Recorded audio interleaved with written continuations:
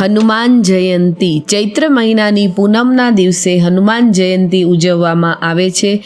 હનુમાનજીની જન્મ જયંતી નિમિત્તે આપણે હનુમાનજીના અંગત જીવન વિશે અમુક માહિતી મેળવીશું. હનુમાનજીના બાળપણનું નામ મારુતિ છે. હનુમાનજીની ગદાનું નામ કૌમોદકી છે. હનુમાનજીનો સૌથી શક્તિશાળી મંત્ર એ ઓમ નમો ભગવતે હનુમંત નમઃ છે. હનુમાનજીને ભોજનમાં લાડુનું ચૂરમું ખૂબ જ પ્રિય છે, જેને મણિંદો પણ કહે છે. હનુમાનજીનું પ્રિય ફૂલ લાલ રંગનું ફૂલ છે. આ બધું તો હનુમાનજીને પ્રિય છે જ, પણ સૌથી વધારે જો હનુમાનજીને કંઈ પ્રિય હોય તો તે રામનું નામ છે. માટે જે હનુમાનજીના ભક્ત રામને ભજે છે તે ભક્ત હનુમાનજીના પ્રિય છે.